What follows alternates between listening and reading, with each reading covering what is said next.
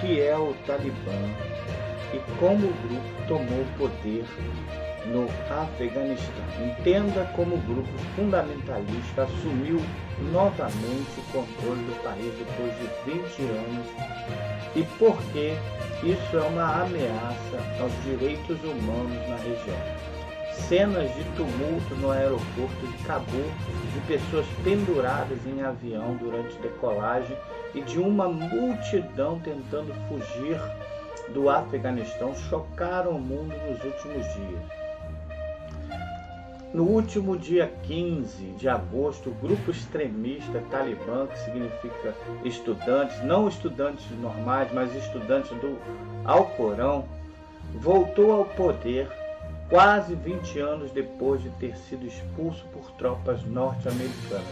O presidente do Afeganistão e o vice-presidente fugiram do país e as forças de segurança afegãs ofereceram pouca resistência, apesar dos recursos disponíveis, enquanto os militares do Talibã avançavam rapidamente pela região.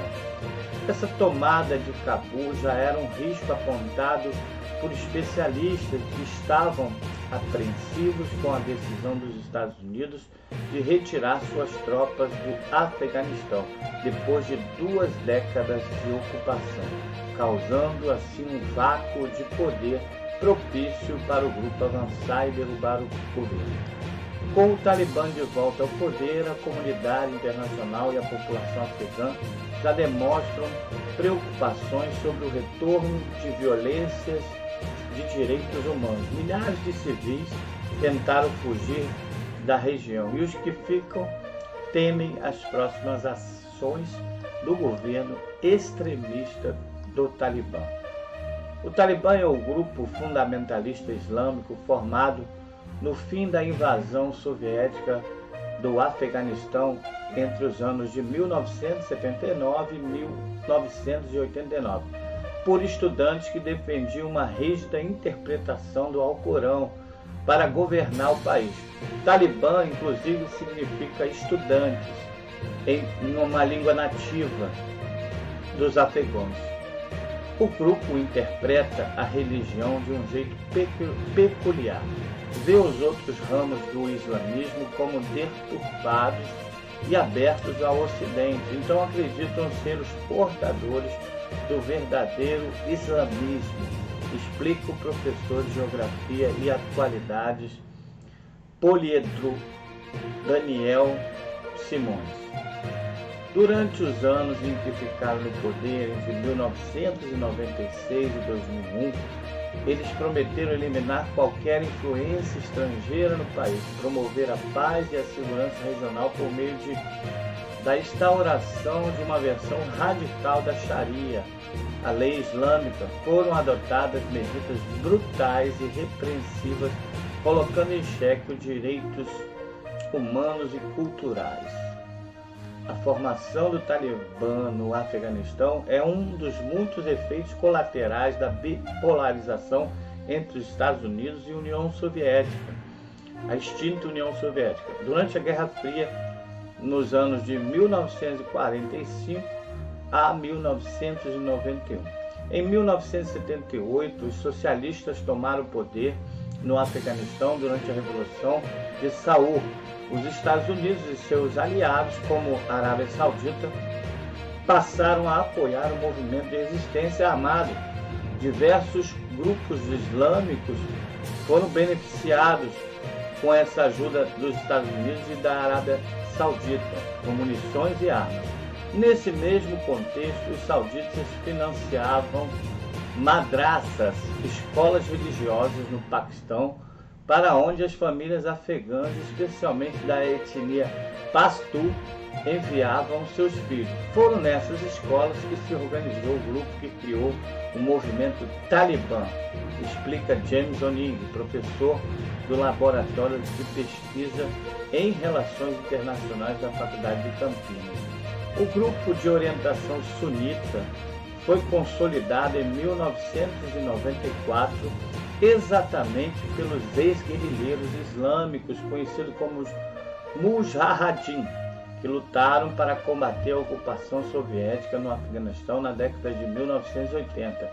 Na época, o objetivo dos Estados Unidos era impedir que os soviéticos expandissem seu domínio no Oriente Médio, e a ajuda militar norte-americana foi decisiva para a resistência afegã. Segundo Luiz Felipe Vale, professor de Geografia no Colégio Oficina do Estudante, o discurso de que o ateísmo comunista atentava contra o islamismo também mobilizava tropas com motivação religiosa no país de maioria muçulmana. Após a dissolução da União Soviética em 1991, o governo e combatentes afegãos aguardavam pela ajuda estadunidense prometida para a reconstrução do país, devastado pela guerra. Mas essa ajuda nunca veio, diz o professor. Arruinado pelas crises internas, o cenário político do Afeganistão se tornou caótico em meio às disputas por poder entre grupos armados. Em 1996, o Talibã conseguiu assumir o controle sobre a maior parte do país, tomou Cabul e o Afeganistão foi proclamado um Emirado Islâmico. Após a expulsão dos soviéticos e diante do caos causado pelos conflitos, a população afegã viu como um certo otimismo o controle do grupo na região. A popularidade se sustentou inicialmente pelo sucesso em reduzir a corrupção, coibir a criminalidade e pelos esforços para tornar as entradas e áreas sob seu controle mais seguras, estimulando o comércio. Durante o domínio do Talibã na região, as mulheres não tinham permissão para trabalhar ou estudar.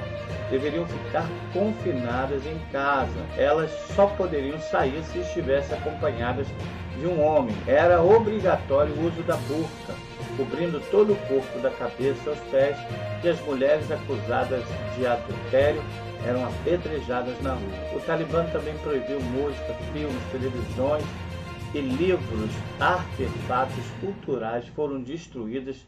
Podemos lembrar que o grupo ordenou a queima da Biblioteca Central de Cabul em 1998, onde manuscritos milenares foram perdidos, bem como a destruição das estátuas de Buda e construídas no século V, quando mercadores chineses da Rota da Seda dominavam a região, contra o historiador. Os afegãos, que continuam consumindo produtos de cultura ocidental em segredo, corriam o risco de sofrer punições extremas, de acordo com a interpretação radical da lei islâmica. Na época, açoitamentos, amputações, execuções públicas eram comuns. Um dos ataques mais conhecidos do grupo foi em outubro de 2012, quando a estudante Malala Yousafzai, baleada aos 15 anos na cidade de Mingorá, no Paquistão, por defender os direitos das mulheres de estudar. A queda do Talibã ocorreu após os atentados de 11 de setembro de 2001. 2 aviões comerciais sequestrados foram arremessados contra as torres do World Trade Center de Nova York, causando a morte de cerca de 3.000 pessoas no mesmo dia. O terceiro avião foi arremessado contra o edifício do Pentágono, sede do Departamento de Defesa dos Estados Unidos, e o quarto avião caiu na Pensilvânia antes de chegar ao seu suposto destino, a Casa Branca.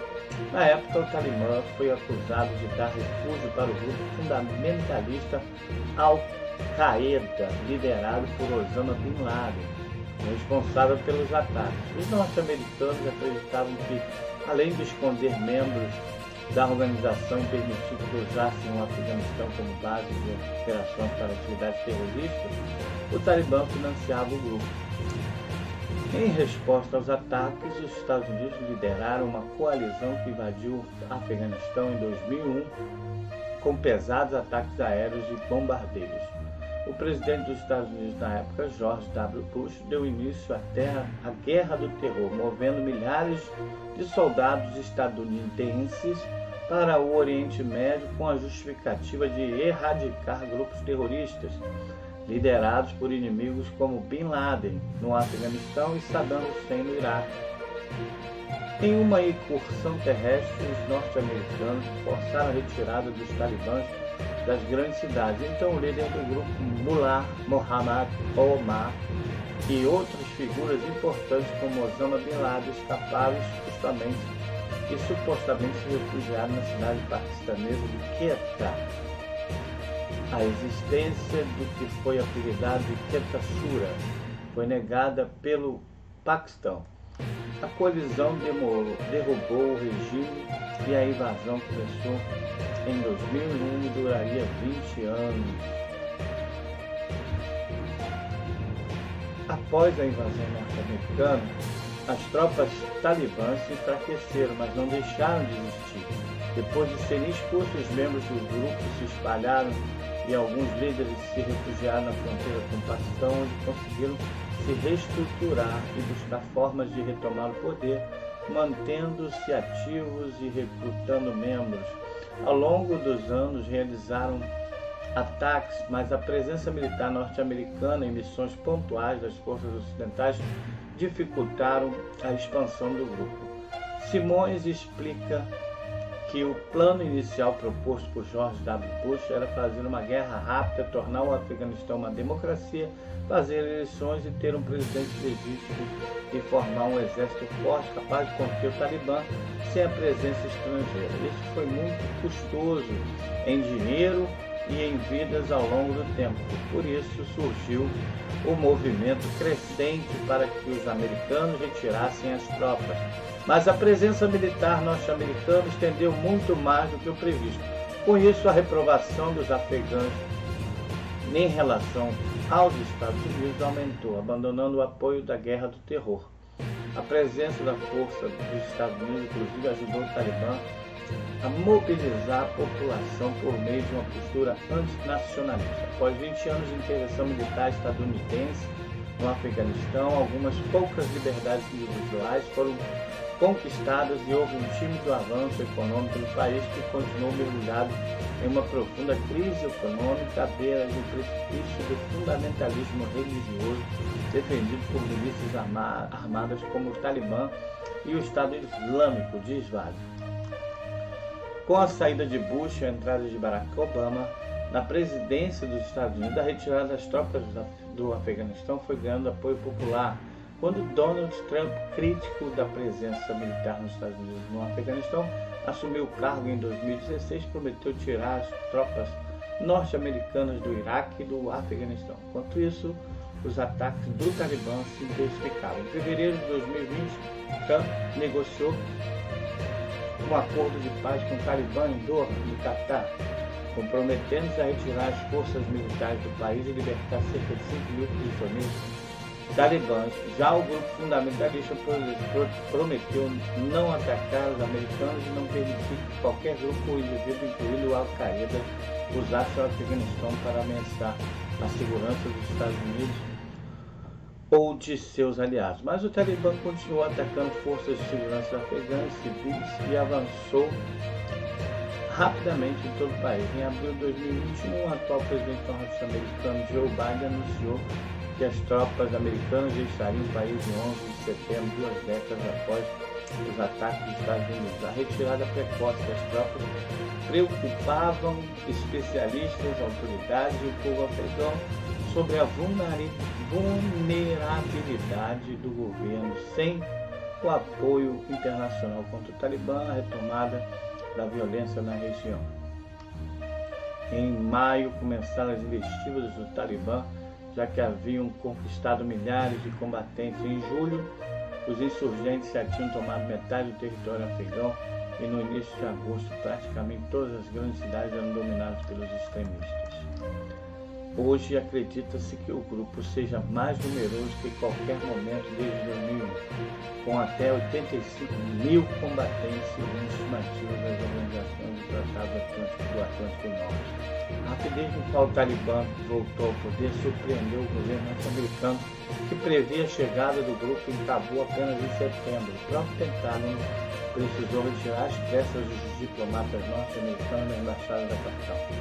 A maioria dos países mostrou que não pretende reconhecer o grupo diplomaticamente e existe uma preocupação de que o Afeganistão volte a servir de refúgio para terroristas. Toda a movimentação tem sido acompanhada de perto pela Rússia e pela China, que possuem interesses estratégicos na Ásia Central.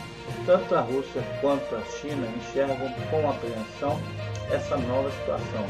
Sabem que se fisicamente não existem mais tropas estadunidenses na região, existem riscos de possíveis instabilidades internas no Afeganistão transbordarem as fronteiras do país e cheguem à Ásia Central, região ainda com forte influência russa, e afetem também interesses chineses em seu mega projeto da nova Rota da Seda. A iniciativa busca criar grandes corredores de transporte e de infraestrutura por toda a Ásia. Por enquanto, a China foi o único país a declarar oficialmente que pretende manter relações amistosas e de cooperação com o Afeganistão. Começou a sinalizar cautelosamente que podem reconhecer o Talibã como um regime legítimo. China e Afeganistão são países vizinhos e têm 76 quilômetros de fronteira em comum. Há alguns meses a China vem ensaiando aceitar o governo do Talibã em troca de não ajudar o movimento separatista dos uigures, uma maioria muçulmana que habita no oeste chinês. Já a Rússia disse que reconheceria ou não o governo talibã de acordo com as ações do grupo. É isso aí, se você gostou do vídeo, deixa aí o seu like, seus comentários, deixa a sua opinião aí, que é muito importante pra gente. Um grande abraço e até o próximo vídeo.